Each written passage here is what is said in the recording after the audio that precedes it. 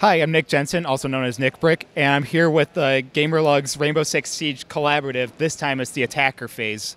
So the collaborators on this one is Caleb Wagoner and Simon Liu, as well as myself.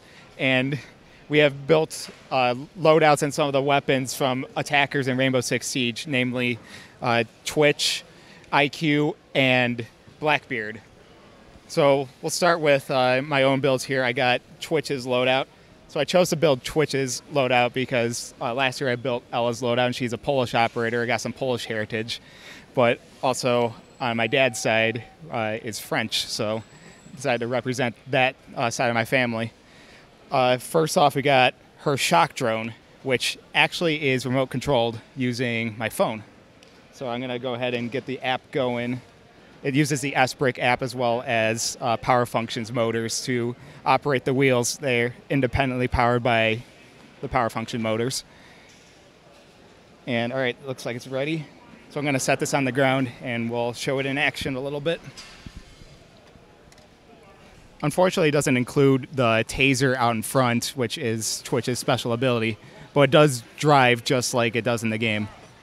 And one of the things about this drone is that it's bigger than the other camera drones that the attackers use in the game, which allowed for a lot more space inside to house all the battery box, all the different components that you need to be able to drive it.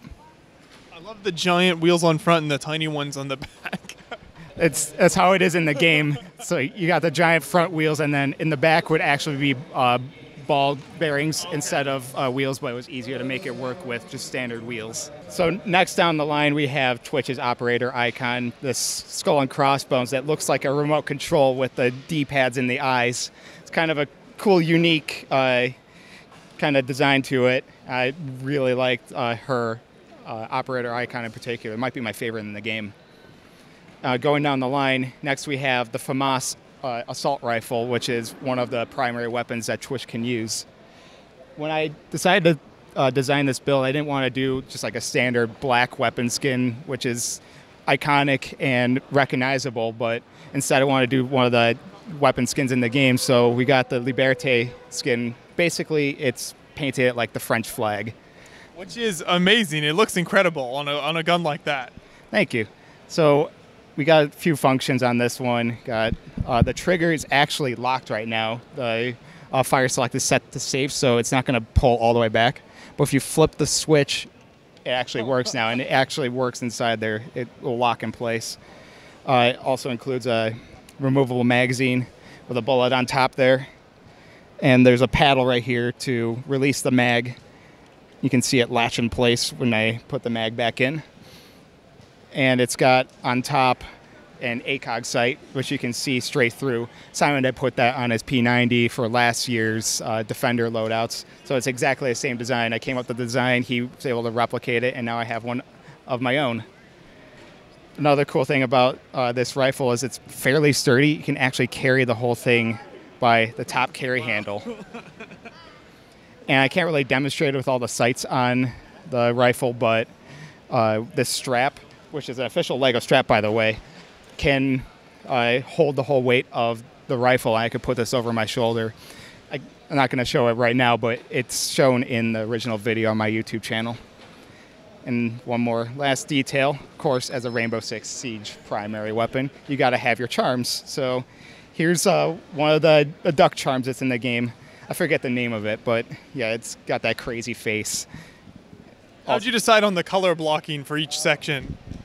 I wanted to go with simpler colors, so even though maybe like a dark azure or something would be better for the front blue area, blue has a lot more different elements that you can choose from on Bricklink. So that's why I went with just standard blue and standard red instead of any other crazy colors. And the color blocking is really decided by the game. This is about where in the game the Liberté skin would separate into different colors on the FAMAS. Well, fantastic work there, Nick. Thank you. What do we have next to that? Next, we have one of her gadgets that she can choose. You can choose between the breach charge and the claymore. And here I have the breach charge, which actually folds up just like in the game. So if I move its detonator out of the way, I can take the whole thing and fold in the sides. and fold it up this way. And then we got the back side says towards enemy, so you know which way you're supposed to face it, which way you're going to breach and clear into a room. You don't want to go in the wrong direction. Yeah, you don't want to blow yourself up. So I'll go ahead and unfold that again. It uses a bunch of plates and tiles to make the look of it, and you can see here the hand graphics are on there to show where to press it down, as well as the explosive det cords running around the whole perimeter so that it could explode and get you through different walls and open up new entryways. And then lastly, the detonator. It's shown so briefly in the animation in Siege, but it's an important detail to include in there. Otherwise, that's not going to do anything. Exactly. It seems to fold up nicely. Does that kind of stay together pretty well as you move it around? Yes. For the major stress points like this center fold, it uses mixel ball joints, which are super strong joint on its own, and then using 12 across, it's not going to come apart. And then for the lighter sides, I just use standard clips and bars. Perfect. Great work. And finally, one last thing is one of her sidearms. I got a lot of requests that I should have done her revolver because it's the better sidearm, but this one looks way better. So what we got here is the FNP9 with the La Resistance skin. So it's part of her elite set in the game. It gives her a more traditional French military uniform. So with this one, got a tan slide with a little bit of the French flag detail right there, and a brown wooden grip instead of one of the polymer grips that it would come with standard.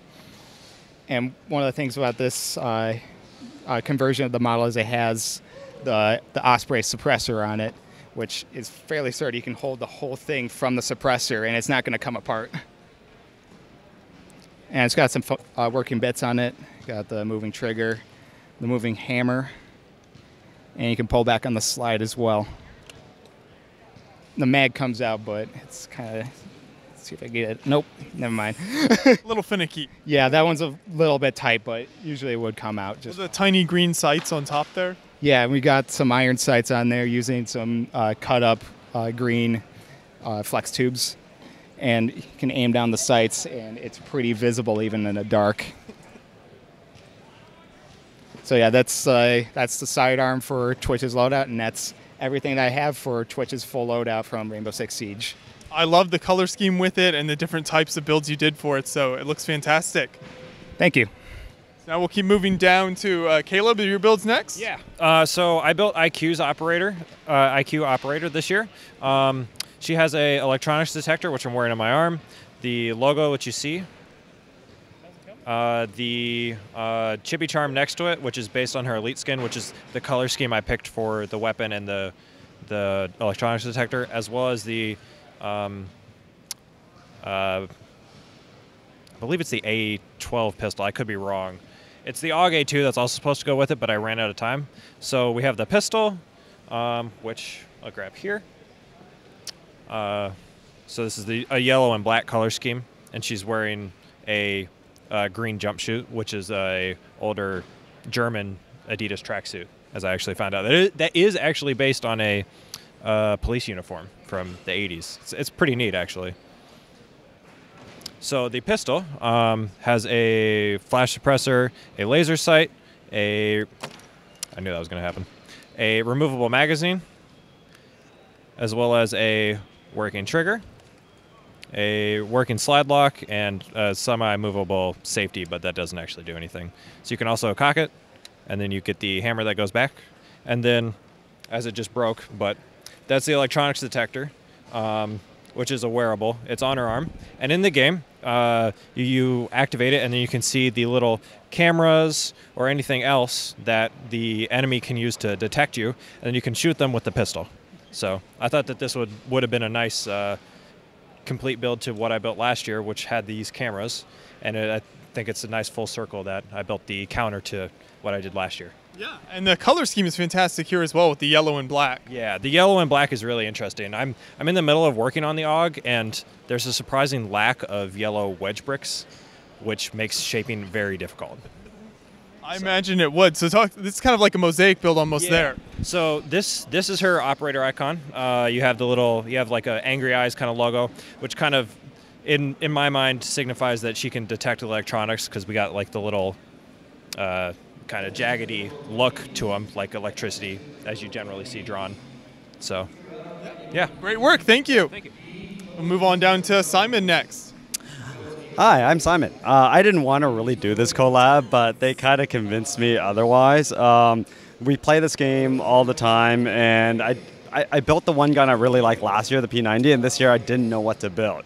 But the latest version, or the latest expansion, they came out with all these colored skins, and one of the color schemes was this teal kind of shark one. So I built Blackbeard, which is a U.S. Navy, and this doesn't have a lot of play features like some of Nick's work, but it does have a pullback. We can see the chambered bullet, as well as, got caught. Pulls back the hammer. The trigger doesn't really work, but part of the biggest challenge for this entire build was to build using this color scheme, because I specifically wanted it much like the MK Close Quarter Combat Scar. I wanted this color scheme. It's supposed to be a shark. You can see the head. It was just really goofy and adorable, which is what I really want to make for this. But the challenge was to use teal parts, which don't come in a lot of variety. Like this entire teal, I also have a couple of pieces, is basically 3 iterations of the tile, the 1x2 plate, and this bow, and that's basically the entire build was constructed around that. So it doesn't have a lot of functionality. I'm copying out because it's a hard color. If you listen to Nick Brick and his summit tips and things that he did, he always says build in simple colors because it's easier, you get more flexibility. I did the exact opposite of my hero, and like, all right, I'm gonna pick the rarest color I can think of. I have 3 pieces, I'm gonna build it. This one, has a bit of a working trigger. It actually does have a folding stock, less so because it's a playability option, but more so I can actually pack it in a smaller box. I learned last time building guns, unless you like leave it in the back seat, it's difficult.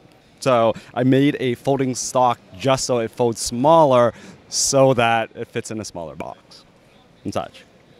Yeah, so it looks like it's pretty strong then. You can... It's pretty decent. I walked around with it quite a bit yesterday. It gets actually really heavy after a while. Whoops. It is angled here with clips, very much so the Nick Jensen style. It's pretty nicely balanced. I'm actually pretty happy with it and such. But yeah. Yeah. You really following the Nick Jensen school of Lego weapon building? Yes. I'm a convert. There you go. It looks fantastic. And even though there aren't a lot of parts in the teal color, I think you managed to still make it look very nice with the kind of gray and tan pieces. Thank you. Yeah. So great job on the weapons here. I'm so glad you guys kind of continued. Is there plans to continue this theme or this idea into future shows? No. I mean, I am. I want to do more weapons. Weapons are fun. Rainbow Six Siege is dead. Wow. Well, we have a wide range of thoughts on that, so we'll let you guys make up your mind in the future at some point. Tune in next year. That's right. You have to come back next year for more coverage. Let us know in the comments whether Rainbow Six Siege is dead or not. But thank you, all 3 of you, for bringing the builds out. It's always great to see you guys' work.